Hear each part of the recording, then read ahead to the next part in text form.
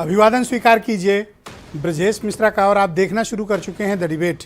बहनों भाइयों, उत्तर प्रदेश का उपचुनाव अब राष्ट्रीय स्तर पर राजनीति को प्रभावित करने जा रहा है। उत्तर प्रदेश के उपचुनाव से निकला परिणाम 2022 का परिणाम 2024 को प्रभावित करने जा रहा है। और इसका आगाज़ आज देखने को तब मिला जब अखिलेश यादव ने ये संकेत नहीं साफ कर दिया कि कन्नौज, जहाँ से वो पहला चुनाव लड़े थे, वहीं से 2024 लड़ेंगे। हालांकि बाद में वो संकेत देते नजर आए, लेकिन एक बार झटके में उनके मुंह से निकल गया। तो क्या वाकई में 2024 में यही सब होगा और मुकाबला फिर से बीजेपी बनाम समाजवादी पार्टी होगा? और इस बार क्या कुछ होने जा रहा है और 2022 का ये जो बाई इलेक्शन होने जा रहा है, इसके परिणाम बहुत कुछ तय करेंगे कि किसके हिस्से में क्या होने जा रहा है। बहन भाइयों, उत्तर प्रदेश का चुनाव बहुत ही दिलचस्प दौर में पहुंच चुका है। अभी ये उपचुनाव है, इसके बाद यहाँ पर जैसा कि मैंने कहा कि यूपी एक इलेक्शन स्टेट है। यहाँ चुनाव दर चुनाव चलते रहते हैं, होते रहते हैं। एक गया, दूसरा, तीसरा, चौथा, पाँचवा, छठवां, सातवां, यानी चुनाव लगातार उत्तर प्रदेश में जारी रहते हैं। लेकिन ये जो बाई इलेक्शन है, ये कई मायनों में महत्वपूर्ण है। क्यों? क्योंकि ये सेंट्रल उत्तर प्रदेश में मैनपुरी में चुनाव है, पश्चिमी उत्तर प्रदेश में खतौली में है, और रुहेलखंड और पश्चिम को जोड़ने वाले रामपुर के में वहाँ भी चुनाव है। यानी उत्तर प्रदेश का एक बार फिर से मिजाज 8 महीनों के भीतर पता चलने जा रहा है। समाजवादी पार्टी 2 बार ठोकर खाने के बाद अब संभलकर बीजेपी पर हमलावर है। समाजवादी पार्टी 125 सीटों पर थी, लेकिन उसके गठबंधन में कुछ टूट हुई, कुछ विधायक अलग हुए उनके कुछ पार्टी के, और 111 विधायकों के साथ समाजवादी पार्टी खड़ी है। लेकिन इस बीच 8 महीने के भीतर रामपुर और आजमगढ़ समाजवादी पार्टी को खोना पड़ा। बीजेपी का अश्वमेध रथ लगातार जारी है और बीजेपी को फिलहाल हार अभी तक 2022 में भी और उसके बाद हुए उपचुनाव में मिली नहीं। लेकिन मैनपुरी, रामपुर और खतौली के मुकाबले से भारतीय जनता पार्टी को एक बार फिर खुद को साबित करना है कि वो अजेय थी, है और रहेगी।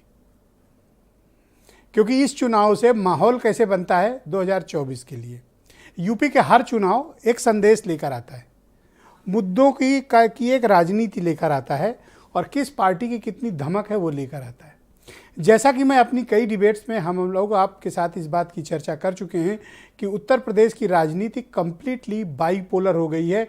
2 ध्रुवीय राजनीति उत्तर प्रदेश में हो गई है, या बीजेपी के साथ या समाजवादी पार्टी के अलायंस के साथ।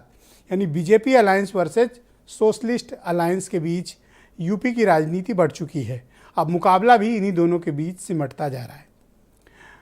बीएसपी और कांग्रेस भले इरेलीवेंट हो गए हों, लेकिन कांग्रेस समाजवादी अलायंस के साथ खुद को ज़्यादा सहज पाती है।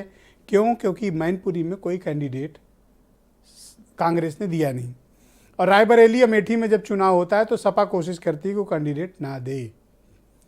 लेकिन इस बार के चुनाव में क्या स्पष्ट होने जा रहा है, और आज अखिलेश यादव ने ये जो स्टेटमेंट दिया कि वो तो घर बैठेंगे नहीं, चुनाव लड़ेंगे, तो 24 का चुनाव कहाँ से लड़ेंगे? वहीं से लड़ेंगे जहाँ से पहला चुनाव लड़े थे। तो कहाँ से लड़े थे पहला चुनाव? कन्नौज से, पार्लियामेंट का। यानी 24 में कन्नौज से अखिलेश यादव लड़ेंगे और 2024 में फिर से मैनपुरी से डिम्पल चुनाव लड़ेंगे।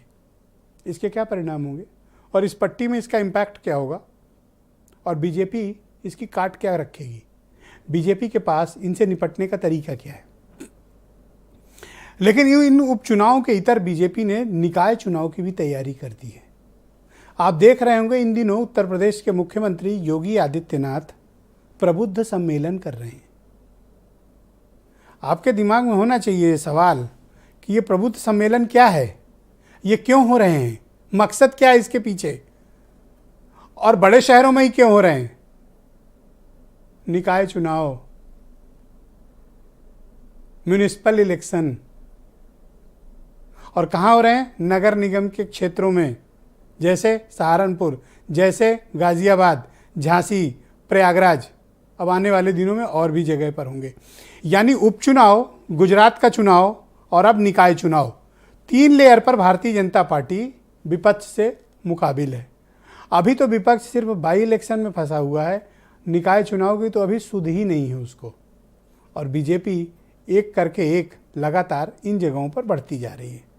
रिसोर्स ज़्यादा हैं, नेता ज़्यादा हैं, प्लानिंग बेहतर है और बीजेपी की चुनावी रणनीति विपक्ष के दलों के मुकाबले ज़्यादा भारी है। लेकिन चुनाव में जनता तय करती है कि कौन किस पर भारी है। ये तो पब्लिक तय करेगी कि चुनाव का प्रबंधन जीतेगा या जनता के पास जिसका बूथ मैनेजमेंट होगा वो जीतेगा। लेकिन अखिलेश यादव ने आज ये हलचल कहकर बढ़ा दी कि वो 2024 में कन्नौज से चुनाव लड़ेंगे।